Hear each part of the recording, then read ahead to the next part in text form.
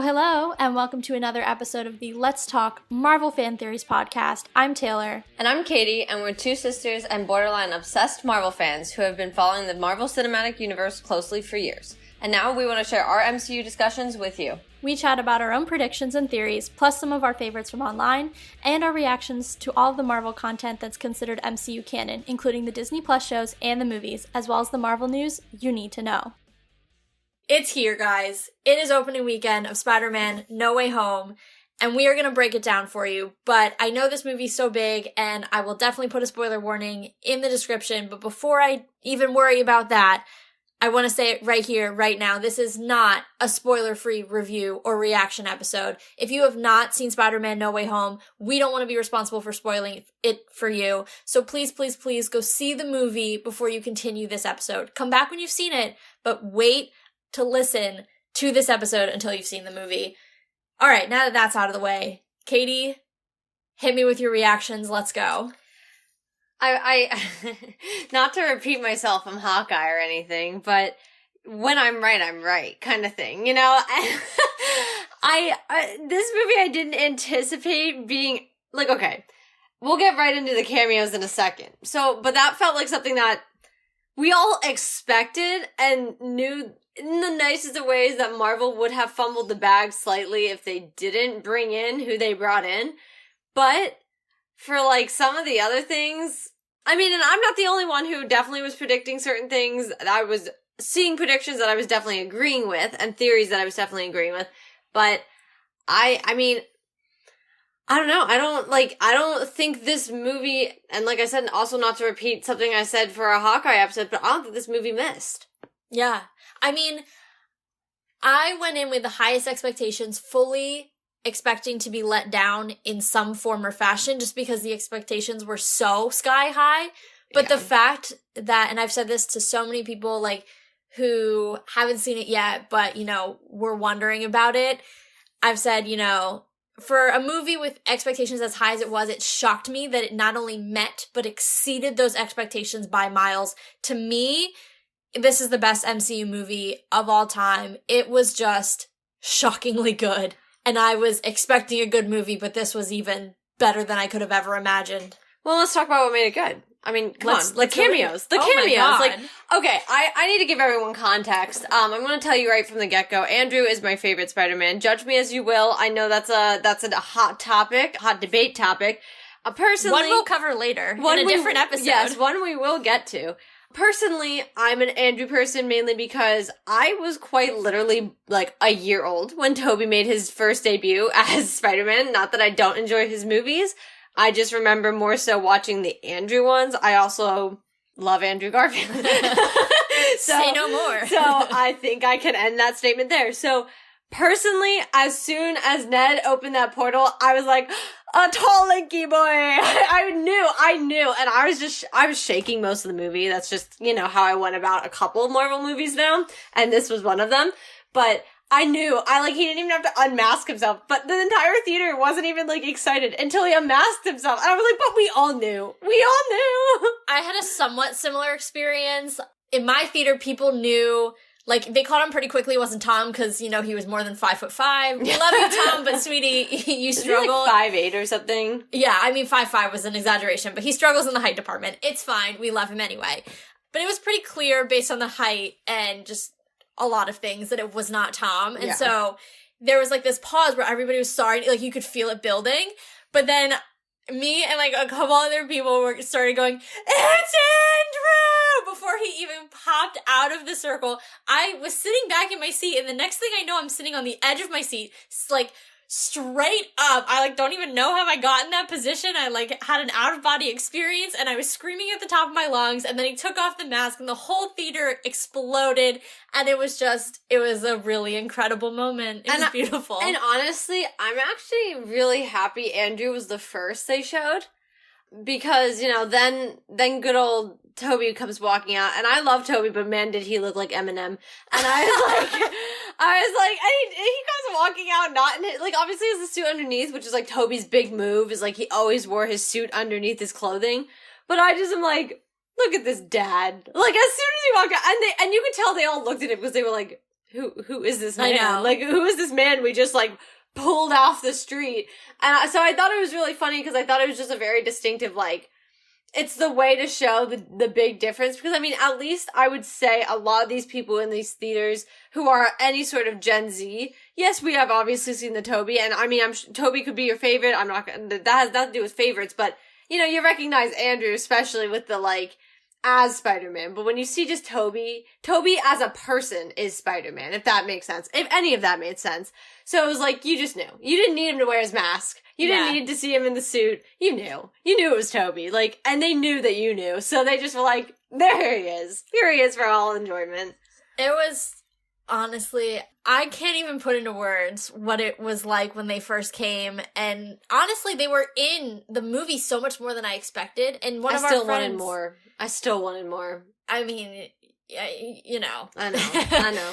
But even one of our friends was like, or someone I know, I don't know where I saw it, honestly, but someone was like, you know, I expected them for like 5 minutes, and they were in for like a third of the movie, which was honestly amazing. Like, it wasn't just this, you know, let's pop in for the final battle and do the famous Spider-Man meme, which they did do, by the way, but they were in there, they were helping Peter, they were guiding him, they were, you know, tying back into their own stories, they were bonding. It was just magnificent. Yeah, and I'm not impartial. I'm trying not to be, or I'm trying to be impartial. I was like, wait, give her a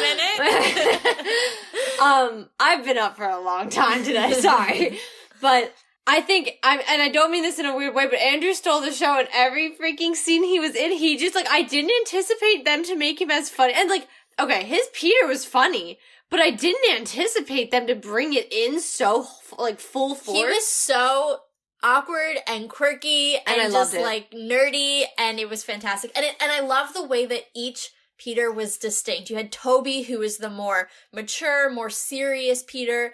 Tom, who is, or in this movie he undergoes a large change. But up until this point, he's kind of a little more fun-loving, a little more immature, just given his age. Right. And then you have Andrew, who's just kind of an oddball, but like in the most lovable sense. Well, and so like they each emphasized a different aspect of Peter Parker's personality. Well, and what I really liked was what I really liked was with Andrews was the fact that he was almost made out to have, like, the way he acted, you could tell he was fairly alone. Like, and I thought that was really interesting because of what we know from his story. You know he is. And that's something, because, like, I mean, at the end of the day, well, I'll point this out later because, you know, things, but we'll get there in a second.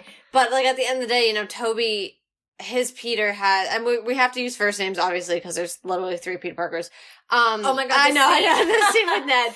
But I literally, like, he still has, like, Mary Jane, you know, and obviously, and his Aunt May. Well, maybe not, who knows, she was really old.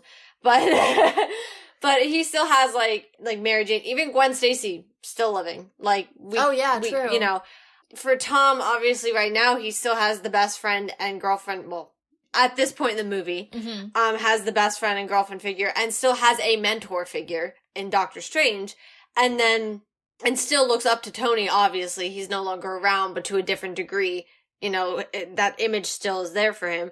And then, you know, with Andrew, even in his films, he had his Aunt May, he had Gwen, and he had Harry, and obviously Gwen and Harry are no longer in his life. And he even talks about at one point how he gets rageful after, because he just was like, you know, after her death, like, also though, when Tom straight up was just kind of saying, like, you don't know what I'm going through, and the look on Andrew's face, I was like, oh, I said, throw the punches. In that moment, I was like, just throw the punches, because I was like, I get your feeling a lot, but I was like, dude, that hurt me. It was like really hard.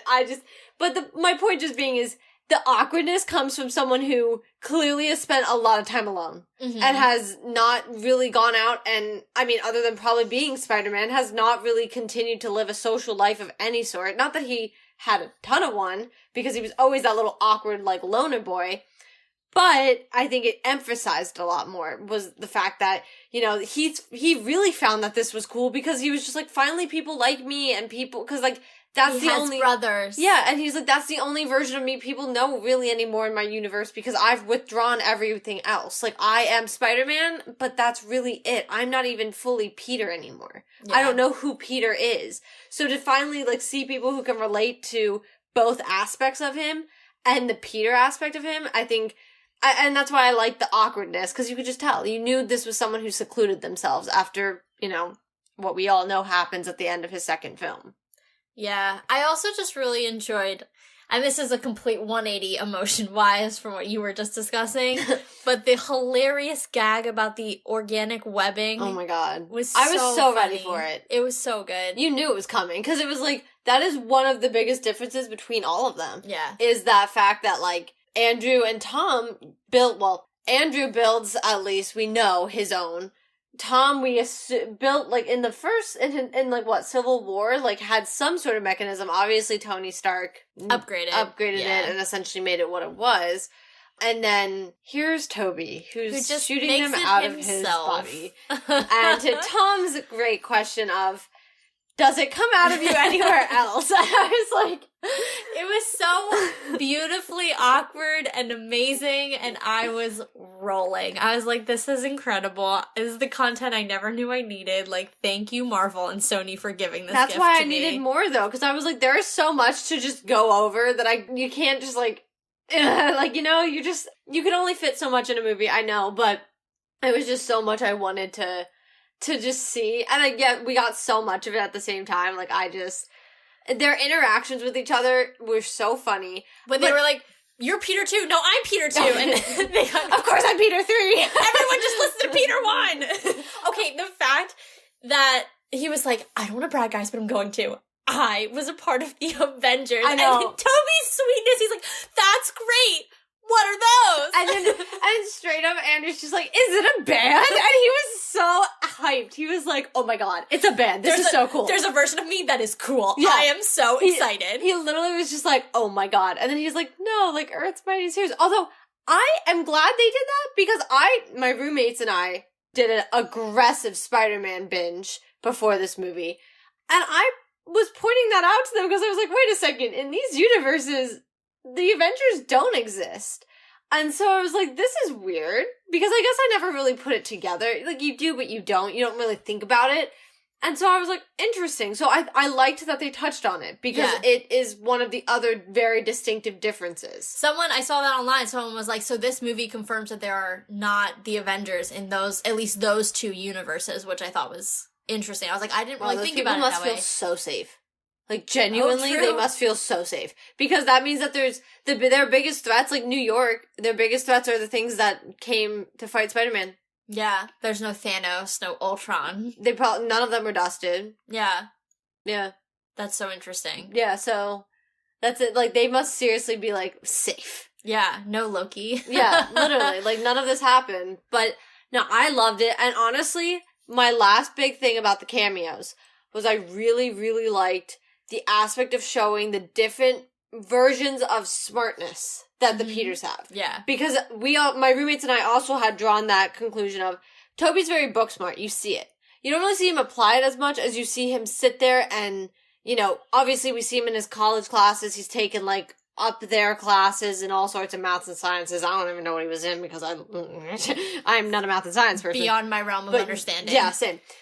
But, you know, and then Andrew, and this is another thing I really liked about Andrew's, was that you see him literally doing experiments and working, and like, even when he visits Oscorp in the very first film, and he's like, oh, because this is how you do it, and blah, blah, blah, blah, blah. Like, this man knew what he was talking about, kind of thing. And you're like, Jesus, this guy's like a genius. And then in this movie even, I think helped capitalize when Tom's Peter trapped Doctor Strange in the multiverse, or not in the multiverse, in the mirror dimension, it capitalized on the fact that he has that too. Yeah, and even when he was helping the villains, I was going to call them Sinister Six, but they were minus a member, but when he was helping the villains, it was the first time, other than I think when he was using Tony's fabricator in Far From Home, where we see Peter the scientist. Yes. Of this Peter. And, like, yes, he's at, like, Midtown Tech, and, like, they're all really smart in the fact that he was, like, would have gotten into MIT and, like, all that stuff. So it's, like, there in the background, but these are some of the first times we're actually seeing him. I kind of want to talk about that, because maybe this was just me. Never put that together. Oh. I never put together that it was, like, a special science school. Yeah. Never really thought about it. But I just thought he was at a regular school. Like, I really genuinely never sat there and was like, oh, all these kids are, like, super, super smart. Never even thought about it until this film. And then I was like, oh, okay. Now I see it. I get it. Like, yeah, so it's, in that way, like, that kind of proves my point. Like, it was more subtle. Yeah. It was like, oh, he goes to this special school. But then, in that one little scene in Far From Home, and now in this scene, the 2 scenes in No Way Home, we see him apply that in a way that's, like, outside of the classroom and, like, actually without being in the shadow of a great Tony Stark or something like that. Like, he's not living in Tony's shadow. He's actually doing what he needs to do on his own. Exactly. And so it's, like, showing him as that brilliant Peter that, like, maybe he didn't get to show in the first 2 movies. Yeah, and I agree. And I just really like seeing the different aspects of how smart this character is, because Spider-Man is very smart. Peter Parker is one of the smartest people in the comics. Yeah, which is why, like, it helps that he sits there and, like, he does a lot of the things on his own, because he is built that way. He's literally just smart to begin with. So I thought that was really interesting to see it. But if we move to the big thing of the cameos, which this was something everyone predicted, or at least someone did, and a lot of people agreed with, and it was one of the things I definitely agreed with, was when MJ fell, Andrew was going to catch her. Now, a lot of people predicted that from the get-go. I thought it was interesting because had Andrew not been there, Tom also would not have saved her, so I thought that was a really interesting parallel at the fact where technically... Her own Spider-Man would not have been able to save she her would life. have met the same fate as Gwen, technically. Yeah. But what I didn't anticipate, and this was one of the moments I cried in the movie, was the look on Andrew's face when he caught her. I keep seeing it, like, now that I've seen it, there's, like, an entire trending topic on Twitter for, like, No Way Home spoilers for people who've seen it. Yeah. And I've been going on and everybody keeps replaying it, and every time I, like, tear up, I'm like, why am I doing this to myself? Yeah. Like, it's hard to watch, but, like, only because it's, like, so emotionally raw. Yeah. Well, and you just see it on his face, the look of after catching her, and then when she straight up is just like, are you okay? Because she knows. He obviously shared at least a story that he didn't save the person he loves, and I'm sure MJ, it wasn't that hard for her to have put it together. I just, like, that I couldn't do that. Yeah. I was like, okay, so here's the pain that I need to not to be in today. Yeah, like, even just the look on his face when he saw Tom go after her and then he gets taken away by the goblin. Yeah. The look of, not you too. Like, I don't want this version of me to feel the way that my version of me feels and, like, feel that pain. He's like, I'm going to do what I couldn't do for Gwen and, like, save you from feeling the way I feel. And what was interesting is I kind of saw a video of some sort about the different damsels in distress that we've seen in Spider-Man. Partially it was a hate of Mary Jane Watson, as it should be. We don't like her. She sucks. But obviously Gwen, we see, is a great damsel in distress in the fact that in distress, the girl's the most helpful person ever. She's always helping herself and trying to help Andrew. This MJ is sitting here, same thing. She's always trying to help. Assertive. Tom. Yeah. She, even in moments of, like, weakness, she is trying to help. And like I said, it was kind of a Mary Jane Watson hate video because they were like, oh, she just gets tied up and screams. And I was like, but you're not wrong. Like, after you watch all 3 of them in a row, you're like, wow. I think, too, like, that's so interesting because, like, that is, and I'm just gonna defend Toby because in full transparency, or Toby's trilogy, because in full transparency... 2002. Yes. Yeah. Yeah, but also I'm gonna be honest, Toby is, of the original 2, that's not Tom taking Tom out of the, picture because he's not done, and we can't, fully say what his tenure of Spider-Man looks like. The 2 that have completed their tenure, Andrew and Toby, for me, it's Toby, because the 3-year difference between the 2 of us is just enough for me to identify more and have been more excited about Toby when his was coming out. So I'm going to defend that for a second by what you just said. 2002... world and media were very different. The way that and it's not perfect by any means now, the way that women are portrayed in media, but I would say that there have been lots of steps taken to actively try to make women more assertive in those types of roles and in, like, playing the quote-unquote damsel in distress. She's not, a lot of times, more so than in the past, she's not quite so helpless, and she's able to do some things to help herself, to your point. Well, I just think that's why I just want to defend that for a second. Not that it was okay then, but, like, you kind of have to look at it in the context of, like, where we were in society. Well, and I just think that I'm not even just saying that because it's the whole idea too. You really see how smart Gwen and MJ are. And that was really where I was kind of trying to lead. That was more that, like, you can also see how they want to be involved because they know that they can be. I mean, Gwen's the reason that he was able to beat Electro, in the second movie. And obviously, he also wasn't the reason for her death. Although I kind of would have liked to have seen him come face to face with his Harry, who was the reason for her death. Other than, because obviously she would not have fallen had he not been trying to fight off, the psychopath. So I thought that would have been kind of interesting. But, yeah, I just wanted to bring up more of the fact that there's another parallel there between the two of them, is that the girls that are involved in their lives at the time were the types of people who, they were just so smart. And I think that's another connection of how Andrew knew that. Andrew saw that. And I mean, even in the scene in the lab, he saw the two of them even interacting and, like, the support she gives him and everything. And that's why at one point, I mean, Toby's even like, hey, what's up, kind of thing, because he sees it. And I knew he was going to. I was watching the scene, I was like, and Andrew's staring at them. Andrew's watching this. You just knew. Yeah. But yeah, so let's move into the next big hint, which I loved. It was so funny, because just the delivery. And I mean this in the nicest way, like, not that I'm trying to, like, fangirl over Andrew here, but it couldn't have gone over better. Like, none of them could have had the better reaction and the way it was just handled than Andrew's. Like, it made sense. So, to get right into it, when Electro finally sees him unmasked, Andrews, and he straight up is just like, I thought you were black. and Andrew's just like, oh, that's cool, man, like... Sorry to disappoint you. But the point of this is, well... It hints at Miles Morales when, especially and explicitly, when Jamie, as Electro, says, man, wouldn't it be cool if there was a black Spider-Man out there? And the whole theater was like, whoa! I just was like, well, there is. I know. So it's super exciting. I wouldn't call it a confirmation, but it's definitely Marvel's little wink, wink, nudge, nudge of saying, we know what you want. He's coming. Don't worry. Like, we have plans, So definitely excited about that. It was something that I'm not gonna lie, I thought maybe there might be some world in which, Miles got perhaps his own end credit scene. Obviously that didn't pan out, and we'll touch on those later, but it was so cool to have him almost have his own little part, and not ignored in this, meeting of the Spider-Men. And really, one thing I want to touch on before we kind of move away from Spider-Man cameos in general is I think this movie was just a celebration of everything Spider-Man for the last 20 years. Like, instead of pitting Spider-Man franchises against each other, and Kevin Feige said something along the lines of, like, this fandom can be a little toxic at times, and this movie is less about, who was the better Spider-Man, and who was the better this, that, and the other thing, and, who should have had their third movie. But it's more about, celebrating the 20 years of this character and all the different portrayals and how they're all valid. And honestly, I was having this thought in the shower yesterday.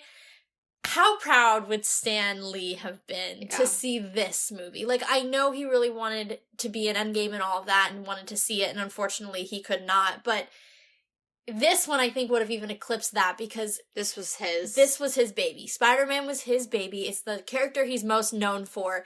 It's the character that started it all. Whether it was not officially the MCU or not, it was the first real Marvel iteration, other than, obviously, but, like, the X-Men, but they were not... Blade, in the late 90s, but they were not owned by Marvel. Right. Of, a superhero. Yeah. I mean, I just think Stan Lee, is smiling down at all of us, just so happy this weekend. And that makes me happy, because I love Stan Lee more than I love a lot of things.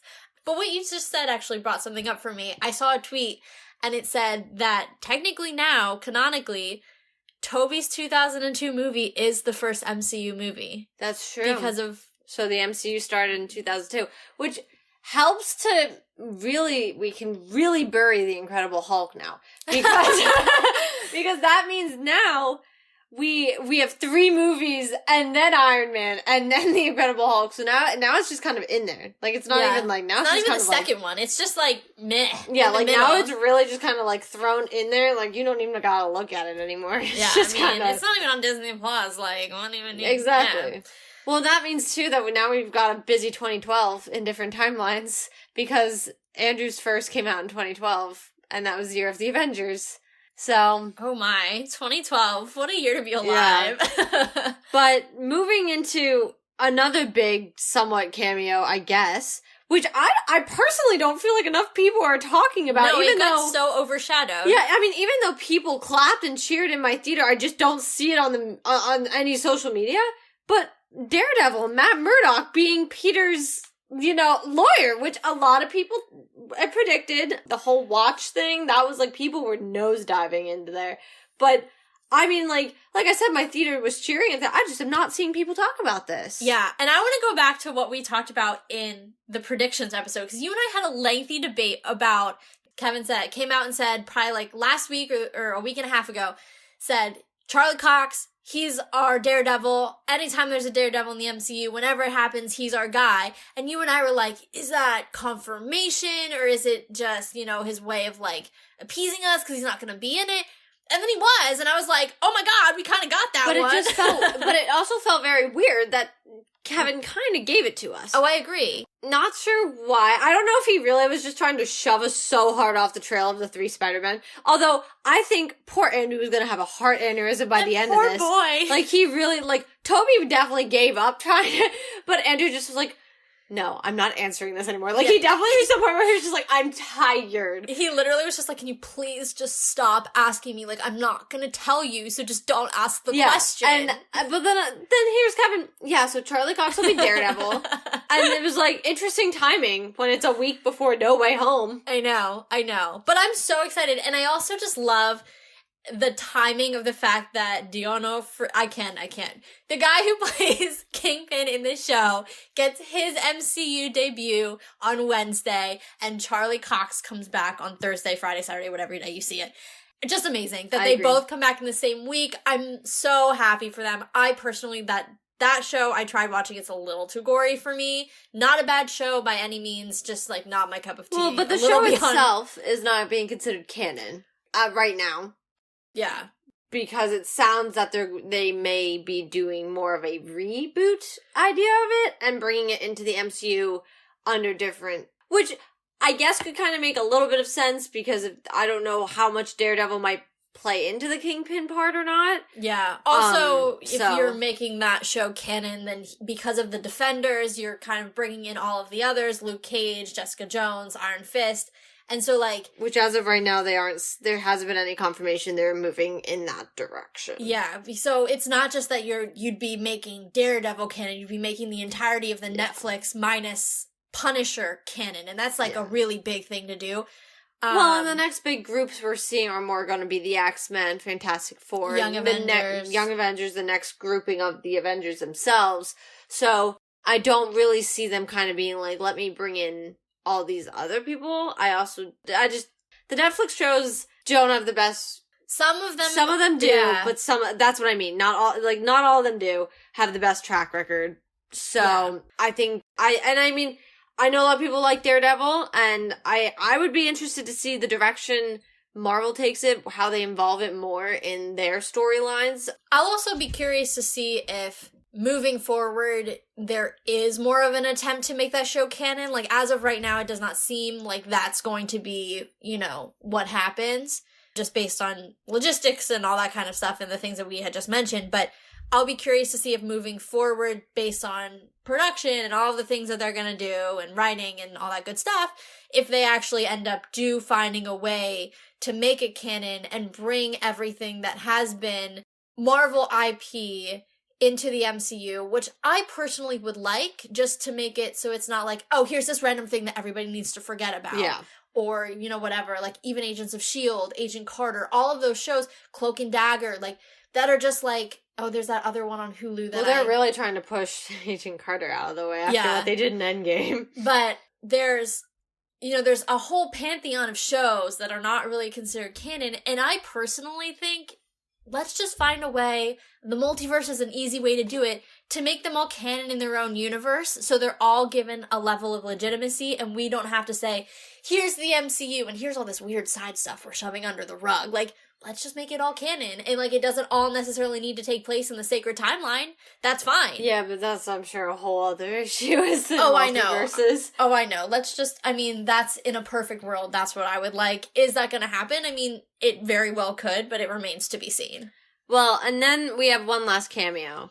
And now this is kind of where I want to say that I was right. Oh my god, I knew it was coming. Because I literally have it written in the notes that I was right about Venom. Can we just pause for a second? Guys, we never, ever, ever are right. No, that's not true because we were right a couple times last week.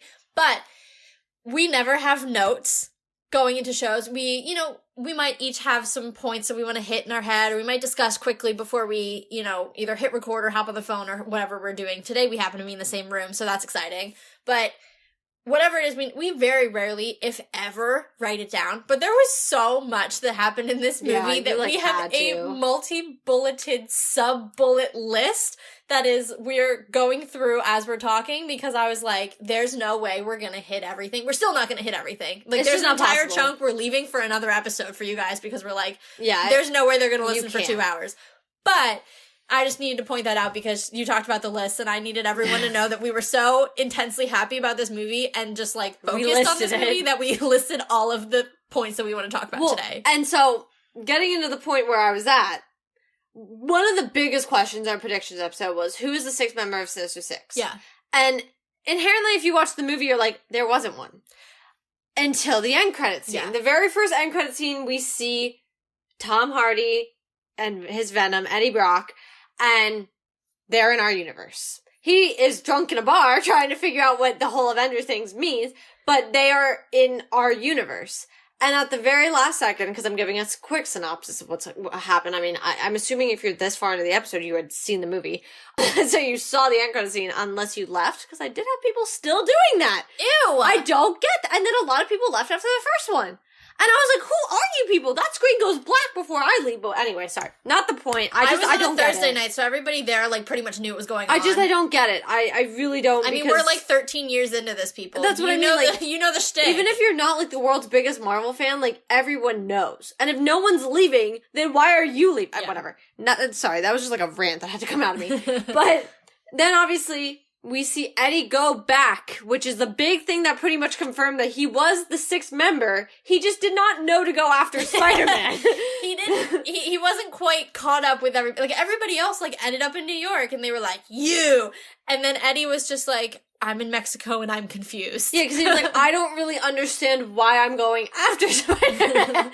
I just know that Venom really wants this. Yeah, so it was very interesting, but I also want to talk about it. The reason they're brought in was because they know Peter Parker. Venom, okay, my one roommate and I spent about 3 hours talking about this the one time because there was a teaser trailer that showed possibly Tom being Venom. Like Tom Holland. Oh. And that's what really opened the gates for us. So we had a 3-hour conversation about this one night. I love that. I know. And as we progressively moved around our apartment, like, we started on the couch, then we were in one of our rooms, then we were in the bathroom, and then it was like, anyway. And the whole thing was, because it's based on the fact that, okay, that would mean he has to know Peter Parker is Spider-Man, right? That's the only way he would get brought in. But if you notice, right as he is pulled from his universe at the end of Venom 2, he is talking about how Venom is talking about how he has lived multiple lives in multiple universes. Which is to say, Venom may have run into Spider-Man somewhere else. Because then when he is pulled into our universe and sees Spider-Man on the TV, he goes, that guy. Mm-hmm. And I'm sorry, but I don't just go, oh yeah, that guy. Like, no, I usually am like, oh, I know that guy. You know, that's recognition. Yeah. That's a way of being like, I know him. So that is why he was brought. To some extent, there is a history if you want to think about Topher Grace's Venom, go off on it. I mean, he's canon now. Yeah, I mean, if you would, I mean, there, you know, go, and honestly, for those of you who know the comic books, I mean, the only reason Venom has the powers he does is because he attached to Spider-Man first. So, Venom had, because, like, I also saw a video where they were like, well, and how do you explain a universe with Venom in it that there isn't a Spider-Man? So, yeah, where he moves the way he moves. Yeah. Yeah. So, essentially, that's to say, Venom really, they pretty much gave it away to us, but we didn't really, I mean, I personally didn't pick up on it right away. I was just screaming that I saw Tom. Like, oh my god. Holland. Sorry. There's a lot of Toms, a lot of Peters. There's a lot of it's like, very confusing. I'm sorry, I'm trying my best to clarify names here. But like, I was just screaming because I saw Tom Holland on the TV. But putting it together later on, I was like, wait a second. Because he was literally saying, I've lived in other, essentially, multiverses, timelines, universes. He's a symbiote. He moves differently. He probably doesn't affect the same way. Because even to saying to Eddie, he was like, I literally cannot give you all the information that I have lived through. Yeah. Like, I will blow your brain up. So, I mean, I love it. I love we're gonna see Tom Holland and his Venom eventually. Yes, that's the other really big thing that came out. I was like, wait, so Hardy's gone, so they're never gonna fight. And I was like, man, that, like, sucks. But then I was like, that also makes sense for Venom 3. And it also, like, would make sense because we talked about this. The age gap, it's just all a little weird. And it also made a lot of sense because the way they've already established Venom with Tom Hardy didn't really make a lot of sense for why he would have randomly be going after this kid. Yeah.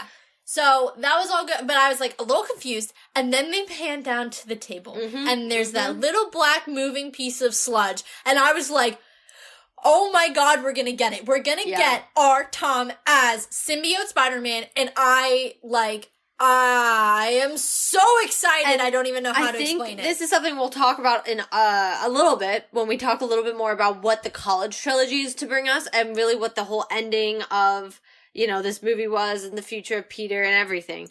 But yeah, I mean, I don't mean it in a braggy way, because I really don't. It just was one of those things, like, when the end credits scene was there, I was with my boyfriend, I literally was smacking him on the chest, because I was like, oh my god, I was right, I was like, Venom, because I knew it, and like I said, my roommate and I spent 3 hours talking about this, and how sure we were that this was going to happen. And when, obviously, we never saw him, because, like I said, the big debate was all, who's the sixth member? He was there. He was just drunk in Mexico. Yeah, he just was so unaware of why he was even pulled there, because, you know, Eddie himself doesn't know. Pulled. Yeah, it was Venom, yeah. But you can't pull the symbiote out of his body because he's the host, so you literally had to bring Eddie with him. So, I just thought that was so interesting. I love that, and like I said, we'll talk about the repercussions in a little bit, but I mean, once again, like I said, as written in the notes, I'm right about Venom. And that's all that needed to be said about on that topic. I'm so glad you were. And I just feel like I want to take this moment to pause and just say that there were a few ways that they could have gone about different things in this movie. For example, they could have had Toby and Andrew for 5 minutes. They could have had Venom fight with everyone else. They could have had a multitude of things go a different. They could have killed MJ and Ned, and we're gonna do an entire section of this episode about the ending. But just as an example, they could have killed them off. But the way that they chose to write them out instead, they just had so many crossroads in this movie where they could have done it differently. And I felt like they were inside my head choosing the exact right way to do the exact right thing that I would have loved to see as a fan and did love to see as a fan. And I am just, as much as I love Marvel movies, there's always one thing where I'm like, I wish they would have done this instead. I can't think of something where I'm like, I wish they would have made this choice. They just hit every choice on the head. And this is another one where they could have, like, you know, now that he's confirmed to be in this universe, they could have had them going head to head and it would have been great. Yeah. But instead, they created this exciting storyline where we get to see Tom do something that Spider-Man does in the comics, and take his version of it instead of just like, oh, they're gonna fight now. Yeah. And do it something that was so short-sighted. They're playing the long game, and you can so much tell that. And I can't say enough how excited that makes me, how excited I am about this movie, and how just happy. I'm just happy. I'm so happy. But let me make you sad. Because bring me down. Because I think we talked about this in the predictions, but we were wrong and who it was. We did say this was a possibility, though. Yeah, but I definitely know that I thought it was going to be different characters. So, Aunt May, obviously dead. Wow. She is nothing if not gentle and kind. I don't really handle being, like, sugarcoaty. So I'm not. I'm direct. But I definitely thought it was going to be happy. I'm not gonna lie. Those of you who listened to the predictions episode, you know I thought it was going to be happy. I kind of was expecting it, in a sense, just because the Marvel Universe doesn't like to keep people around too long. Especially from that franchise. Yeah, literally. So that's kind of why my money essentially had been on him. I'm not gonna lie, I really don't think I ever gave much thought to the idea, like genuine thought that they would kill Aunt May. But I think, for me, it brought up more questions than it did, like, answers, for the sense of, like, was there ever an Uncle Ben in this universe? Yes. Because at one point, and I believe it's in Homecoming, May, when Peter's acting kind of erratically, May does say to him, I can't deal with this right now, not after everything that happened with your uncle. And Peter, on many occasions, when he's hiding his identity from May, and in fact, I think he says this to Tony in Homecoming, he says, you can't, Tony threatens to tell May, or maybe it's even in Civil War, he says, you can't tell her, not after everything she's been through. So it's an off-screen death, but I immediately, I went to see the movie with my dad, our dad, and I immediately turned to our dad and he said, Dad, she's this Tom's Uncle Ben. Yeah. Well, because what I then thought about after the film was, if there was an Uncle Ben, what I'm understanding of it is that he was not the same prominent role that he was in both Toby and Andrew's, where they were essentially older teenagers who, and to be fair, we meet Tom at a younger age. He's 15. Yeah. He's been 17 or 18 for about 8 years because of the blip and the snap. But, literally, that was another conversation my roommate and I tried to have, was figuring out how old is this kid. But the whole thing was, he couldn't have played, because, like, obviously we meet Andrew his senior year, we meet Toby his senior year, we see both of them those years, so we already meet them at an older age when they lose their Uncle Ben, and it's their fault in both instances, which I think they both relate to at one point. Yeah, and I think here, I get the sense that either Tom wasn't Spider-Man yet, or it wasn't He definitely wasn't Spider-Man. Yeah, that, or at the very least, it wasn't his fault. And I also feel like that it happened young enough for him that while it affected him, it didn't affect him in the same way as this was my pseudo-parent. The way that Aunt May was. Yeah. You know? Yeah, so that, to me, like, yes, there's an Uncle Ben, but to your point, he doesn't play the same role. Yeah. Aunt May plays the Uncle Ben role. Yeah. The with great power comes great responsibility role. The one who helps mold him. The one whose death drives him. Yeah. And, like, that's something that, Andrew and Toby, especially Toby, really focuses in on this a lot. Is, like, Toby even says this. He says, after my uncle died, it was, it was my fault. And I went out and I killed the man who killed my uncle. And it didn't make me feel any better. Yeah. And, like, Tom is having the exact same reaction, except take out Uncle Ben's name and insert Aunt May's name, Well, and I said this after the film, and I know this is going to come across bad, but to be fair, it was, like, her own fault. Yes. I agree with you. Like, I didn't mean that in a rude way. For one, like, her even being there was kind of, like, risky. I mean, he was in the process of trying to make the hero or the villains bad, which we'll get to literally in moments. But on top of that, it was like, we're like putting her at risk in general, having her in the building. Then she goes for a run for it. Then she tries to be and I don't mean this in a rude way, but tries to be part of a hero to help Peter, and I get that. But I was like, you also were the one who pushed him to not send them all back. Yeah. So, not to be that person, but that was I was like, that was kind of on you. That was kind of on you. And I know she was trying to teach Peter empathy and responsibility, and I get that. But, like, at the end of the day, she almost tips him completely in the opposite direction when she dies. Exactly. And you know what?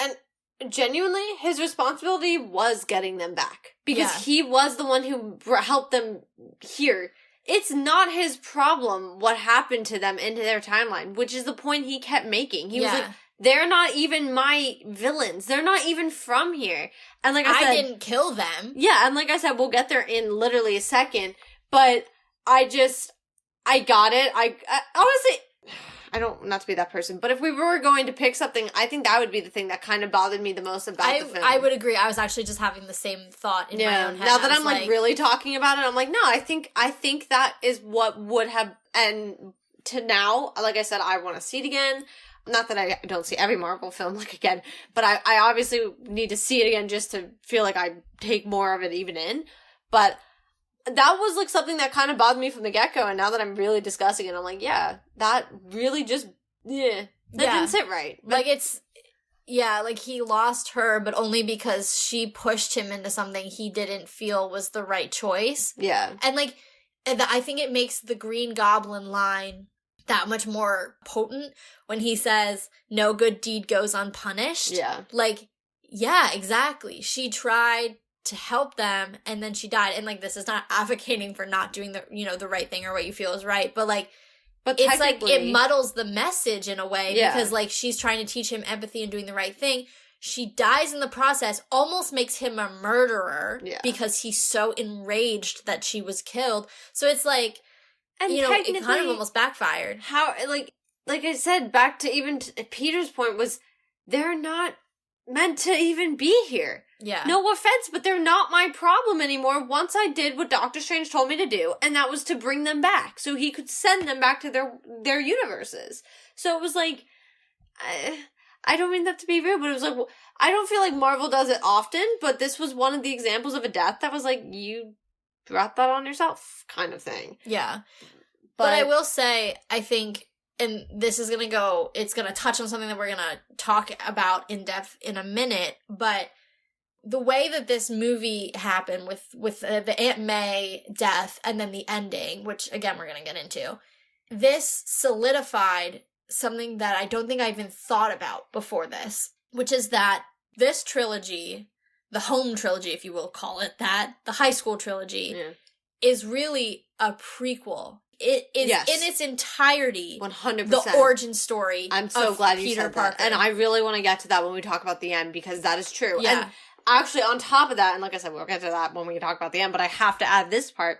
When I was just talking about ages, this makes a lot of sense. Yeah. Because you know what? We saw at the beginning of Andrew's and Toby's were both their senior year of high school. Yeah. Moving into college. Because that was Andrew's movies happen a lot closer to each other in, like, their actual, like, storyline. Universe, yeah. Toby's were, especially between the second and third, a little bit more spread out. But, to your point, essentially, it's a prequel. And we will definitely touch on that. But let's talk about the biggest part, which was the villains. Yeah. I mean, come on. Like, first off, I loved it. It was good. It was so good. I knew, the only one I think that wasn't fully confirmed was the Lizard. They didn't know, he was not fully confirmed whether he was coming back, or the original Kurt Connors was coming back. Obviously, we saw that he did for, the 3 seconds that he was a human, and not a talking dinosaur. And I just really enjoyed, and something I think I said to Taylor last night at some point, because I did call her, I was like, just to be brief, we need to at least talk about this. We had a 3-way FaceTime, it was great. Yeah, I was like, we at least need to talk about this.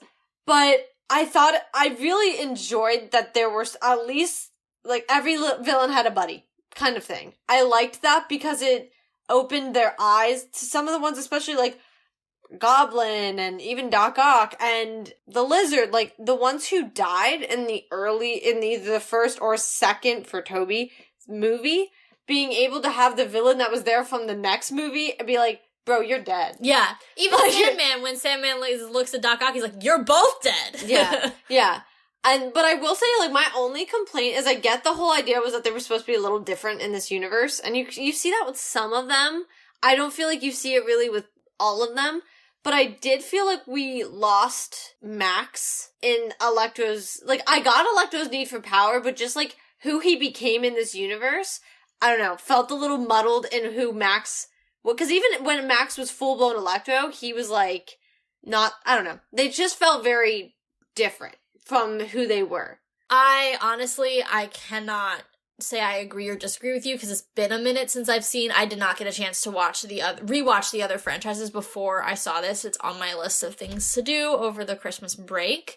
So that's your opinion, and I'm just gonna stay out of that one because it's been quite a few years since I've seen either one, so I'm not even gonna try to wade into those waters. Yeah, that was really the only one that I felt was a little off, and I think they'll probably blame a lot of that on the power grab that he was after, but I also he says it a lot in the movie. He's like, I like who I am here, and blah, blah, blah. But the thing for me is that, like, I don't really understand why you are so different compared to all the others who were essentially exactly the same. And it sounded like they were all pulled not far before their deaths, which would have been the peaks of all of their films. Or for, like, in Sandman's case, because obviously he ended up not inherently being a bad guy. That's why he helped Tom's Peter at the beginning, because he was like, Spider-Man, we're friends, we're besties. Yeah. So, like, it just sounded like it was towards the end of all the movies that they seem to have been pulled in at. But, oh my gosh, just Doc Ock's entrance, I knew it was coming because it's not like I didn't see the trailers 4,000 times, but I literally just was like, nice, like, oh my god, when he stole Peter's nanotech, that was super cool. But you know what I thought was really cool? And this is my little nod to the fact that I did get to see all 7 of the films prior, 1, 2, 3, 1, 2, and 1, 2. And I really like that's something they did a lot in the second Spider-Man, Tobey's, was they gave him the sound effects. So you heard him stomping through the city, and they did it here. And I was like, thank you. Because it's small things like that, you know, that just really, for those of us who really are into these movies and love them, you just are like, nice. You know, like, you just check that nice little box. Thank you for the icing on the cake right there. Exactly. Like, it's just the small things. That one, that's what I loved. Like, his entrance of just, he hears it. I also, this is a little bit unrelated, but related on its own part, really liked how much they showed the Spidey sense. Yes. I thought that was really cool, because that's something they did. Absent from the first movie completely. Yes. And that is something they did a lot in Andrew's and Tobey, especially when they're first getting their powers. You see, at one point, Andrew literally catches a fly in front of Aunt May's face. Yeah. And, like, you see it, and they're just like, what you doing, kind of thing. And he's just like, I don't know. As he has, like, a ton of food because he's literally going through, like, life-changing body changes. Yeah. Like, this is more than puberty. Yeah, literally. I just love when Aunt May's just like, he took the frozen mac and cheese. And it's Stouffer, so you know. But, Sally Fields, man. Yeah. But every villain felt right, except, like I said, Electro to me, and I got it, the power grab was there, he just felt so far from who he had even been while Electro in that movie, that I don't know, it just felt a little weird to me, but I loved every single part of it. I loved all the villains. I mean... And I know Dafoe is getting so much love online. And rightfully so. Like, people are basically saying, like, this movie cemented him as the best comic book movie villain of all time. And it's just like, he's so sweet as Norman. And in the moment when he's like... You see the change. You know. Yeah. Well, even that, but before the change, when he's in the room working with Peter and the Fabricator, and they're talking and they're bonding, and you're just like, even in this universe, he's bonding with Peter Parker. Yeah. Because he's a scientist, and he not sees even young just that, potential. but it's like the way, like, the love and the history behind him and Tobey's Peter because of Harry and the fact that they, I think they grew up together. So it was like, he's like a father figure to Tobey's Peter. And then you see him almost becoming that, stepping into the role vacated by Tony. And you're just like, but he has he has like a DID and so it's like it's like the pit in your stomach. You're like, I see them bonding. He's offering him a job at Oscorp in another universe. Yeah. Like, it's so sweet and beautiful. And then the moment where Doc Ock says, you're banishing your demons, I forget what the exact line is. I was like, no. You know when he changed. Yeah, and he's like, his whole body stiffened, and it was like, the other guy's in control now. Yeah. And I thought it was really interesting. Like you said, everyone's giving him the credit that he definitely deserves.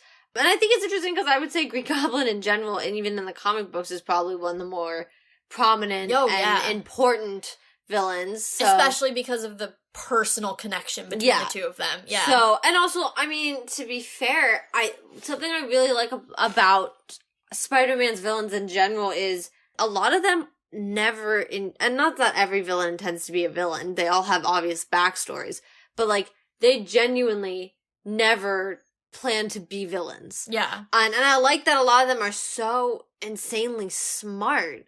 Like, I mean, the only exception I really think I would be able to say would be Sandman. Yeah. But he's such a good guy. Yeah. And, like, that makes, so it's like, he doesn't have the intelligence, but he has the heart. Well, and the irony of that is he's the only one who fully has that, you know, talking he just wants with to go home. Yeah, that he's like, I never wanted to be this. I want to just help my daughter. Yeah. And so I think that's almost the irony of it, because, I mean, you have Doc Ock, you have Goblin, who, well, Goblin suffers from clear mental illness, like I said, DID, because of his incident, but it was science-based. Doc Ock was a science-based incident.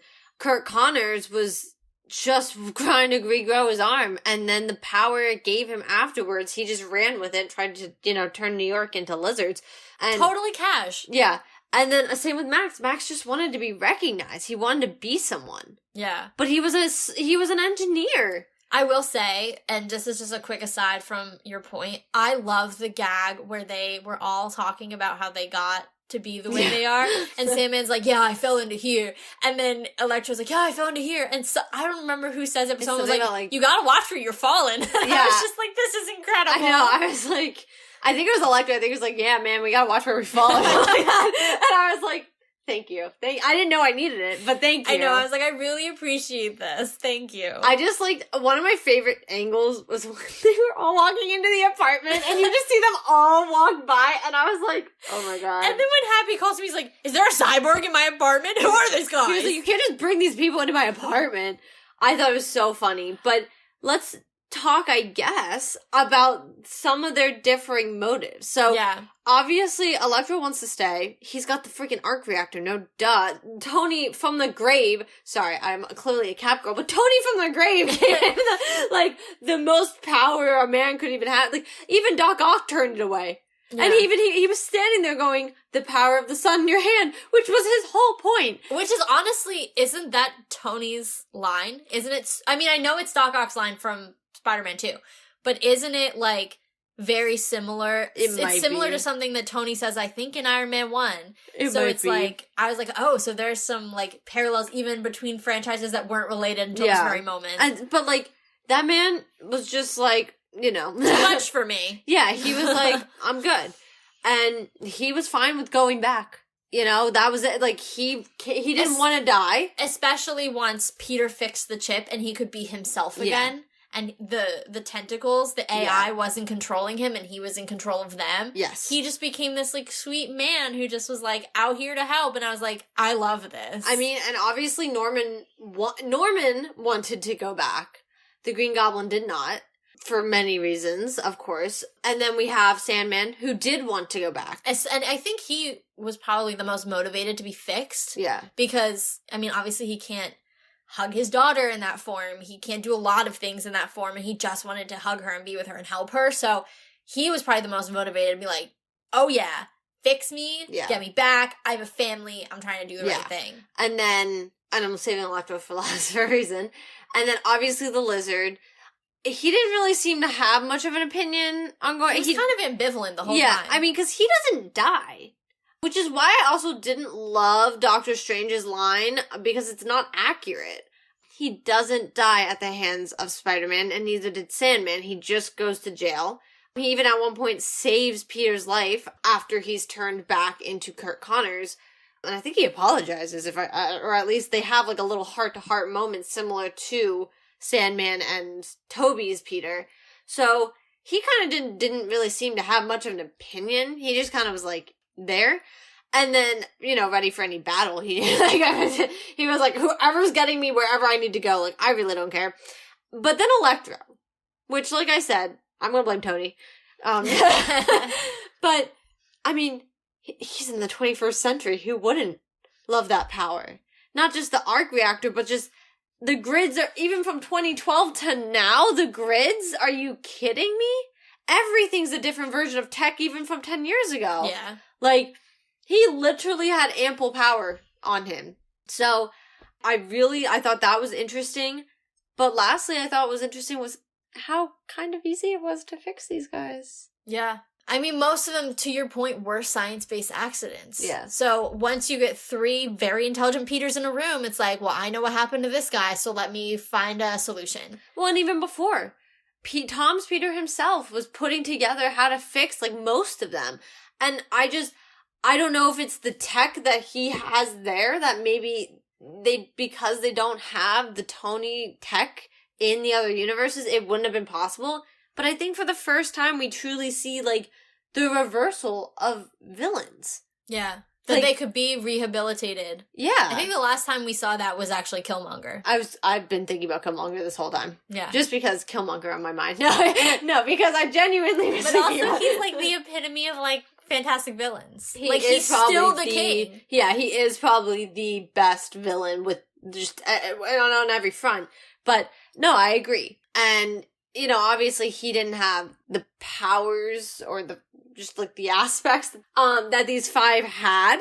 But I just thought they were very interesting that you see with the tech he has there, how easily he could fix these guys. Yeah. And obviously, like I said, and to your point, they're all scientists for the most part as well, and they're all suffering from accidents that, I mean, Green Goblin, Norman was just too ambitious. Yeah. And he was going to lose everything if he didn't hope for this thing to work. So, I thought it was interesting, the rehabilitation line. But then what does that mean for timelines? I was wondering the same thing. Because where we're at, are we to assume the TVA doesn't exist anymore? Yes. Because the multiverse is open. Okay. So what does that mean? Once again, that brings my question, though, of, like, what is... It's also interesting because they come from the same timelines, but at different points in the timeline. Like, obviously, like, Goblin is pulled years before Dr. Octopus is pulled. And so that's the only way it would have been possible. So, because Green Goblin led directly to... There is a direct line to how Doc Ock became Doc Ock from Green Goblin. So, I mean, I'm kind of doing, like, exasperated hands here, because I didn't really understand, because it was the whole anyone who knows Peter Parker is Spider-Man. But I was like, then why are they getting... I don't really get how they're getting pulled from different parts of timelines. Like, I think it just had to be these people, right? Like, it was like anybody, and then, like, for whatever reason, the spell chose that the moment they were going to die, and, like, it doesn't necessarily matter that, like, they're all being pulled from the same... Not all being pulled, but some of them are being pulled from the same timeline. Yeah, and obviously that's confirmed, because as they even said, they all recognize each other. The predecessors, yeah. And I mean... that explains why it's interesting that Andrew and Toby are pulled from where they are, because they were quite literally pulled from just, like, their life, because obviously they know Peter Parker is Spider-Man, so they're just living their good old life, and they were just like, hey! Yeah. Like, I'd love to know who Andrew was fighting, because he was in his Spidey suit, like, fully in his Spidey suit, so he was not just, like, out wandering, he was fully doing something. Unless he was just, like, webbing around, because I have a feeling that he does not spend a lot of time as Peter. Goes back to what I said even Yeah, that's what I mean, yeah. like, I just think to get out of his own head, he probably webs around, just, like, chilling, and just, Yeah. like, doing the police radar thing, which I really want to bring up later. Oh, yeah, that they do Tom, that they... Don't... Okay, no, well, we'll talk about it in a second. No, we're gonna talk about it, because now? there's no explanation to timelines. There's no way to really... I mean, multiverse is open, and that's my new favorite... That give me a stamp. Because I'm just gonna... Anytime we have a question... Multiverse is open. Honestly, like, I think I'm tired Kevin of trying to explain it. Kevin is probably out here, like, they're way overthinking this. They just need to be like, multiverse. That's the answer. Yeah. So it is. Multiverse is open. Stamp. Okay. Cool. Moving on. Now the ending. Thank God for the ending. First off... Oh, wait. I need a clarification. Is he going to MIT? No, because he has to get his GED. Okay. Perfect. He didn't finish high school. Perfect. Because that removes MJ and Ned. Yeah. Thank you. And I don't mean that in a rude way. But that makes room. I mean, there's a lot of things that have now been made room for. But that makes room for some of the more accuracy of more of a, maybe Gwen Stacy, a Harry Osborn, A Mary Jane Watson. Yeah, I don't think they will. Because MJ, she said her last name was Watson. I know. I don't see them doing an actual Mary Jane Watson, because they muddled Michelle's name to try to be like, oh, she's like MJ, but she's not. Fair, but that doesn't necessarily mean that there's not a Mary Jane Watson. I know. I mean, yes, out of all of the I think we'll see Gwen. I do. Selena Kyle's another name I keep seeing brought up, Catwoman. Okay. So I think it's more likely going to be the two of them, However, I would put my money on Catwoman because I don't see them trying to personally redo Gwen after what happened. Amazing Spider-Man. Yeah. I don't. And Emma Stone owned that role. You can't give me a better actual, like, on-screen love story in a superhero They story. were a really, really good couple. Yeah. Yeah, I agree. But anyway, so I would say in all likelihood, it's likely either going to be Selena Kyle or Gwen Stacy, but the door's not shut on Mary Jane Watson. It's not shut, I just think because... And it's annoying to me because they didn't need to do that, and then they could have brought in Mary Jane. Yeah, no, I agree. It's like you basically were like, no to this character, but it's frustrating because she canonically is his wife. Yeah. You know? Well, and did we know her last name was Watson until this movie?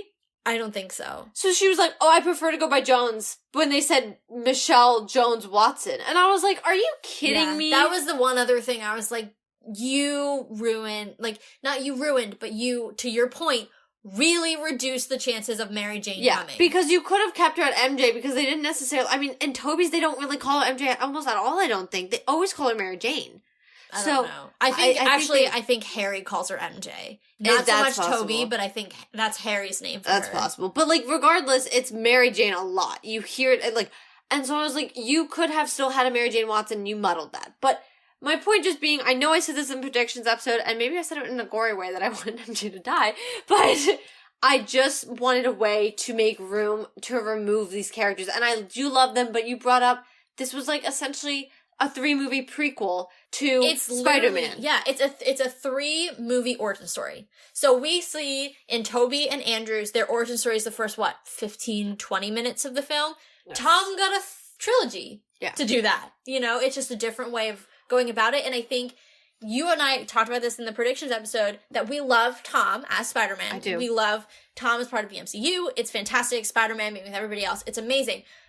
But it's also a detriment. Yeah. Not Tom, but him being as integrated with the Avengers as he is a detriment. And now you've removed that block. Yes. And I have to bring up that there was someone on Twitter who had tweeted, you know, and I came across controversial. I think it's hard to kind of, like, read over text sometimes, or, like, you know what I mean? So I think a lot of people read it controversially, and it became a big conversation in his comments. Yes, it did. He said, and after this movie, Tom is now Spider-Man. And I understood his point, and I quote tweeted it even to say, you know, Tom has been Spider-Man since Civil War. Yes. That's just, it is what it is. There's a period there because that is a sentence. That is there, it is a statement, there's nothing more to say. It's a fact. It's a fact, yeah. However, he is now, after this movie, going to be more comic book accurate, and he is also going to be out of Tony's shadow, and out of just a mentor shadow in general. And more self-sufficient and mature. Yes. Yes. And I think I even said before, I don't think I said it in my predictions episode per se, but I definitely said it to Taylor at a different time. When you watch all 7 of them in a row, and now, like, 8 technically, I will admit, Tom's was off-putting. When we hit his first one, he was frustrating because the level of immaturity compared to the other 2 who stepped up immediately. As soon as what happened to their Uncle Ben happened, they stepped up. Because Peter Parker is motivated by loss. Right. And Tony, while he lost Tony, and I know people are going to be like, but he lost Tony. That's so true. Yeah. But Tony's death wasn't his fault. Tony made an active decision to sacrifice himself. Okay. That's not Tom's fault. But Tom's Peter's fault. But Aunt May's death, in some ways, is. Yes. He was unable to save her. Yeah. And that, I think what we learned in the scene with the 3 Spider-Men, when Toby and Andrew first come down, is that what defines Peter Parker is loss. Yeah. And the understanding of responsibility that comes from that loss. Yeah. He's not the Peter Parker that we knew until he experienced those things and understood the responsibility then that comes with being Spider-Man because of that. I agree. And that's why when you you see it a little, he matures a little bit more in the second one, especially towards the end, what happens with what's-his-face? Mysterio. With what's-his-face? I was gonna say his first name, but I don't remember it. Quentin. I was like, I know the last name's Beck, but I can't for the life of me think of what the first name was. And you see it a little more, but I like I said, it was jarring. Like, all my roommates and I were sitting there like, oh. And it was actually kind of hard to get through. I'm not gonna lie. And maybe it's because I've also seen it more, but I said to Taylor, you know, the MCU, it was a great movie in the MCU. Yeah. It was not a great Spider-Man movie.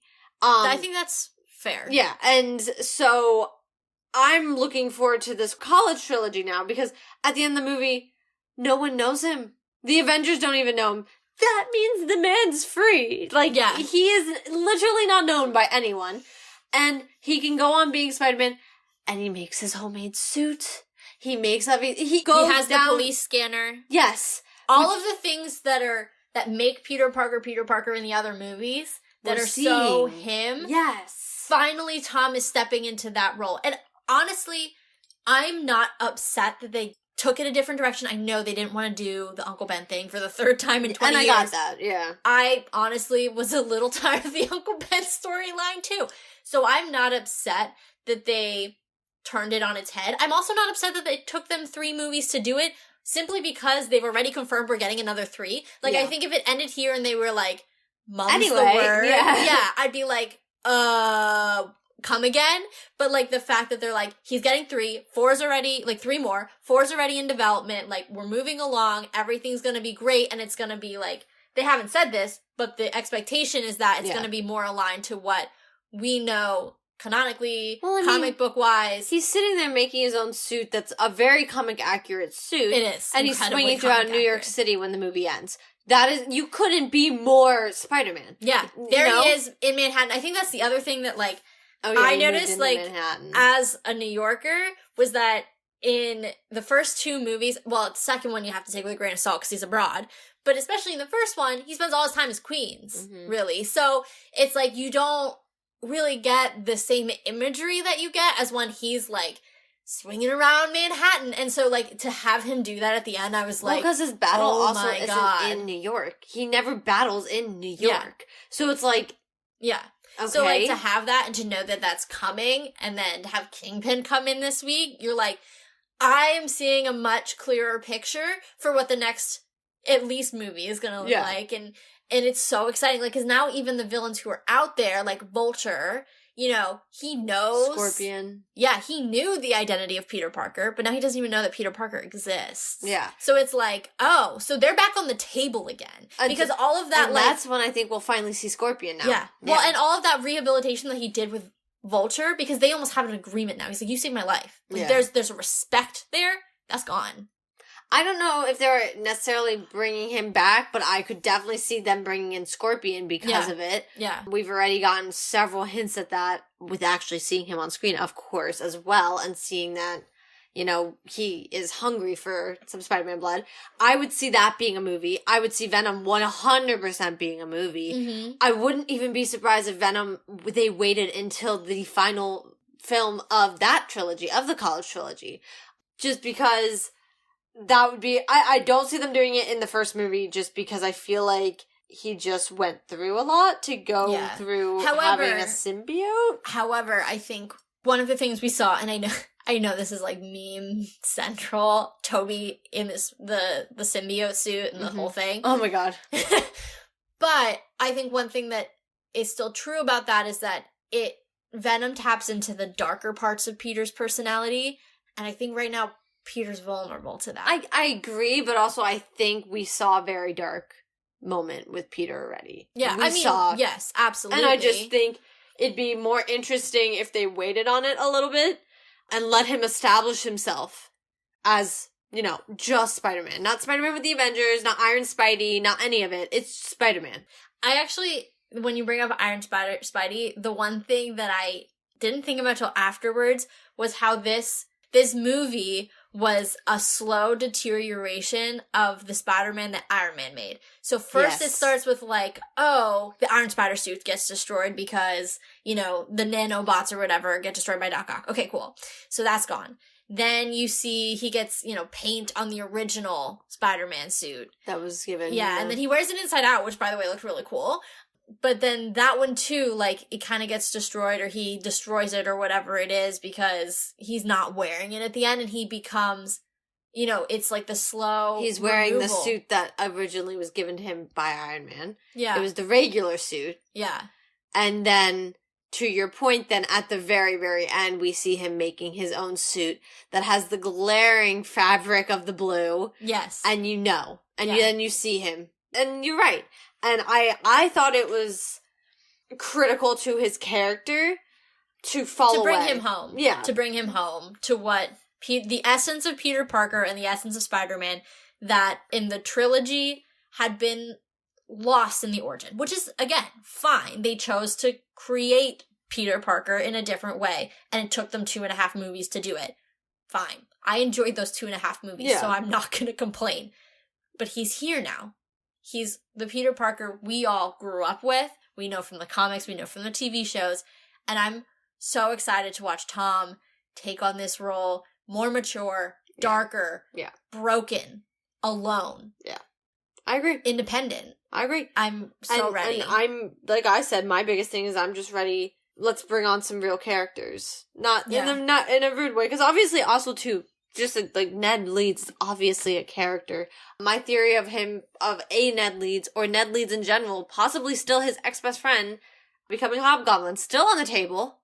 Still there, and if anything, there even more, because the Ned that he knew would never have been Hobgoblin, but the fact that they never are technically best friends for Ned changes a lot. So that's still on the table for another movie as well. Well, we haven't seen the Hobgoblin yet. And someone tweeted this, or I saw it online. The only goblin we're going to get for Tom is Hobgoblin. Because there's no way he already, fought the greatest Green Goblin that there will ever be. Yeah. And 2, how do you recast? It's like trying to recast Downey. You don't. You don't do it. No. You just can't. And even if we were to see a Harry, I don't know if we would see a Green Goblin Harry or just see Harry. Well, I think you could do it as long as it's not Norman. Yeah. Because I think... Yeah, but we've seen the Harrys too. Yeah. And I don't see Marvel doing it again. I think we would see the Hobgoblin, the one that we've never seen before. That is true. I don't see him not having Harry as a best friend. Yeah. But I don't see them following the normal... Well, because in most cases, Harry becomes the Goblin after Peter kills his father. And so you have to have Norman in order for Harry to be the Green Goblin anyway. It's a mantle he inherits from his father. So without Norman, you really can't get that version of, the evil version of Harry, if you will, because one thing leads to another unless they go really off book, which I think... It's almost like they listen to the fans saying, we love Tom. We love his movies. Please give him Spider-Man. But make him what we know. Yeah. Return him home. Yeah, please be real with Spider-Man. Be what we know Spider-Man is, you know? Yeah. I think it's interesting that this movie is called No Way Home because in many ways it was really Homecoming. Yeah. It's Peter coming home to what we know and love. I agree. But I guess, in essence, there's no way back to what we used to know. Yes. And I get that. I just, in my head, I'm like, this is more of a homecoming than anything. Because he's coming to the essence of Peter Parker and Spider-Man was shown in the last 5 minutes of this movie. I agree. And the last thing I have to say and bring up is the future of Peter in the MCU itself. Are we going to see him with the Avengers again? I'm going to vote to no. No. I don't see, I think... He worked really well into the storylines that were present, but because we're getting a new team of Avengers, I don't see him being included in it anymore. I see him being what Spider-Man has been for years, which is a stand-alone hero. And it's not to say he never fights with the Avengers, but a lot of Spider-Man is solo. I mean, even the shows. A lot of the cartoons that have come out over the years, Spider-Man is just Spider-Man. Yeah. He's just literally your friendly neighborhood Spider-Man. Yeah. I mean, he's definitely integrated with a lot of people in the comics, but, like, everybody's integrated with everybody in the comics because there's 70 years of lore, and so the fact that, like, 2 characters never would have met in 70 years of lore is, like, almost impossible at this point. But he had he's almost the backwards of he had it all, and now we're going back to the roots. Yeah. Instead of, we started with the roots, and now we have it all. Which is interesting, too, because at the end of Homecoming, he says, I just want to be the friendly neighborhood Spider-Man. And now he really is. He really is. Because he does not have the option to be like, Tony, I'm coming to space with you. Like, now he's just nobody to them. Yeah. You know? I love it. I do too. I don't think they could have done a better slate clean. I agree. I was so nervous. I was like, how are they going to do this? And I don't think we said this explicitly. I like that they were able to write out Michelle and Ned without killing them. Yes, I agree. They were able to give them, they're almost like wrap up the characters with a nice bow, give them their own happy ending. They're going off to MIT. Well, they got what they wanted. She's almost becoming a positive person. Well, and I really like that he went back as if to try to get that, and then he just was like, no. Yeah. He knew. And, because, like, that's why I wanted to clarify that he wasn't going to MIT, because I was like, no, because he moved into Manhattan. That doesn't make sense. And I was like, there's no way they're going to take him to Boston. He also can't afford it. He has no financial record at all. Well, yeah, and I was like, but they're also not going to take him to Boston. Yeah. So I was like, what's going to be the story here? Because I was like, wait a second. And so, but I also, once again, that's another parallel to Andrew's, was Andrew was going to go to London. And you see that because he was going to go because of Gwen. And then, this. So I just think there were certain parallels throughout that I really like that they tied back to the other two Spider-Man. And also just logistically, the fact that he's back in the mask and he's not unmasked anymore. Yeah. Like, that was not going to work. Right. Yeah. But the moment when he's like swinging about and you hear J. Jonah Jameson calling him a menace, who is this guy? I just like had flashbacks to like the shows we watched as kids, to Toby, God. To like Andrew, to all of it. Yeah. I was like, he's here. He's back in traditional Spider-Man lore, and I just like got chills. I was like, at that moment, I think I almost started crying. I was like, I still can't verbalize what that meant to me as a fan. Here's how I'm going to verbalize that at the end of the day. Not necessarily that, but in the best way I can. I love No Way Home. I did. It's a great movie, and I'm going to stand by that. It's one of the best Spider-Man movies of all time. Yeah, but I'm going to go down swinging with this. I'm looking forward to the next one so we see Spider-Man. Yeah. It's so perfect because it's the greatest transition movie I've ever seen. Exactly. And it just made me so excited for the next iteration. It's the greatest transition movie because it's somehow in all of it wrapping up and opening everything at the same time. Yeah. And it does it so flawlessly and so gracefully. It's graceful the way it does. You don't even know what's happening. Yeah. And, like, you have no clue what's going on. And not that you have no clue, but it's happening. And I fully expected him. He goes in to see them and I was like, oh man, like they had their opportunity. I fully was like disappointed. I was like, they had their opportunity to write them out. Like, man, I'm not going to get traditional Spidey friends and loved ones and significant others. Like, oh man. And then, he has that conversation with her and then he walks away and I was like, they did it. I didn't think they would do it, but they freaking did it. In a good way. They lived, they're moving on, their lives are successful in the sense that these two are going to MIT. They got their happy ending. Yeah. And so, that's it. That's all I have to say. Like, it wrapped up the way it needed to. I agree. Oh my God, it's so good. We're going again on Thursday to see it for the second time. Because why wouldn't we? Yeah. I honestly... This is one of those movies where I was just so excited the whole time. I know there's things that we missed. I was just shaking. I hated it. I was shaking so hard. I like the whole movie. Because the last movie I did that at was Black Widow because of my love for that character and like having to see her again, living and pretend she wasn't wholly dead. And partially Infinity War at the end and Endgame. Just because I didn't know what the heck was happening in Endgame. And to this day, I don't know what's happening in Endgame because I refuse to watch it again. Because it was bad. But okay. That's one opinion. No, well, I watched it twice and that's been enough. But we'll get to that in a replay episode. Don't worry. Yes. There is one other thing I just wanted to touch on. We forgot, in our predictions episode, we normally talk about what we think the end credit scenes are going to be. No, I thought we did. No, we definitely did not. Because there were so many other things that we straight up forgot. Okay, well, to be fair, I also knew them, or at least knew possibilities of them, so I don't feel like it wouldn't have been fair for me to have said it, because it was circulating already on the internet what the possibilities were. Yeah.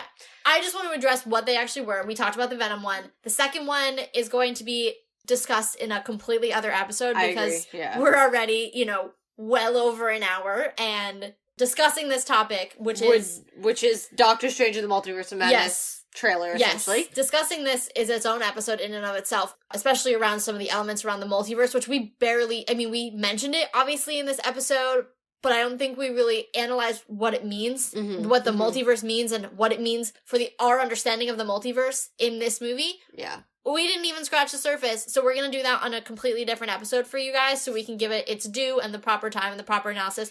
Also, to be completely honest, I was so not worried about the multiverse in this movie. There were so many Spider-Man focused things. Point. Yeah. So I need this second showing to really analyze what it means for the multiverse.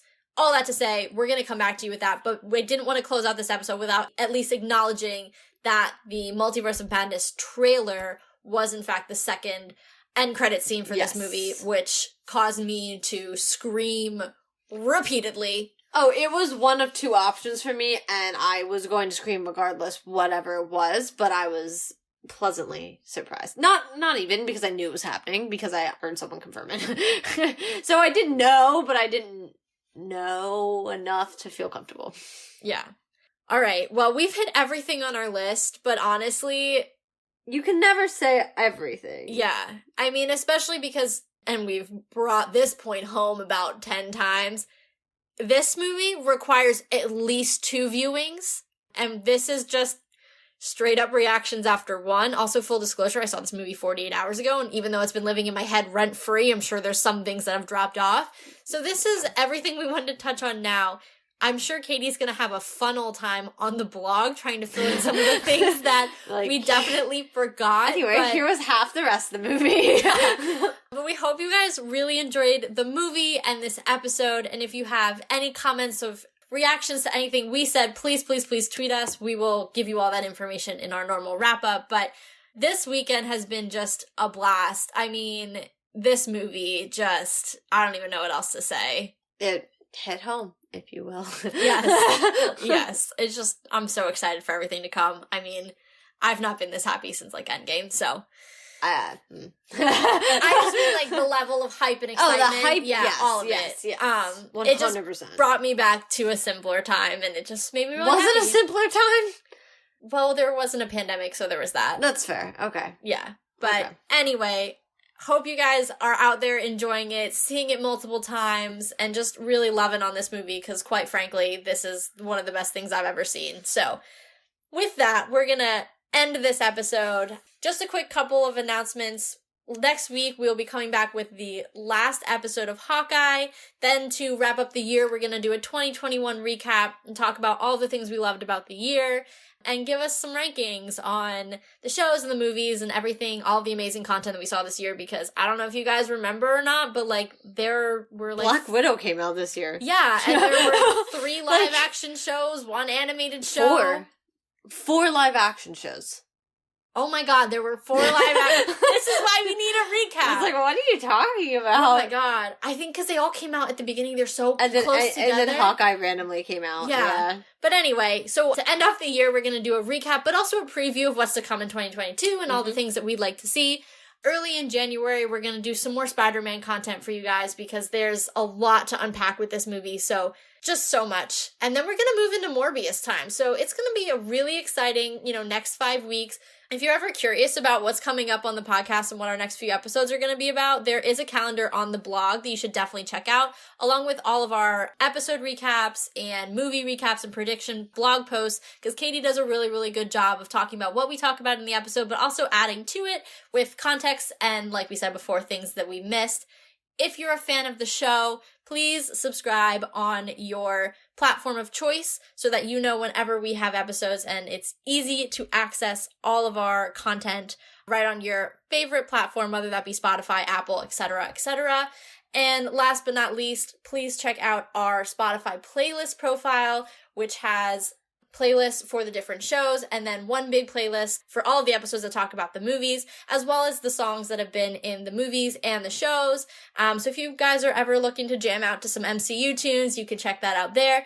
That's Let's Talk MFT, and the link is also in our show notes. It was a lot. Everywhere, guys. I was like, I'm sitting here rehearsing my line. I'm gonna lose it. As always, of course, we have our Twitters, so go follow us on that. That's Let's Talk MFT as well. So make sure you guys are checking that out. I have tried the best I very, very, very, very much can to give spoiler warnings, or to only be retweeting things with spoiler warnings, not only just related to Spider-Man, but to pretty much everything. So, obviously, retweeting and liking and tweeting our own theories, thoughts, everything about all the content coming out. And make sure you're keeping up with our shows along with everything with Marvel. We might be hitting a little bit of a dry spot actually coming up after Morbius. And I know Morbius is a little weird because it's not like Marvel, but it's like it's MCU adjacent. Yeah, it's like we kind of have to consider it. So we might be hitting a weird dry spot. So, keep up with the content that's been here. And I think I can, like, for one of the very first times, say that Marvel literally just blew your mind. So let's talk about it.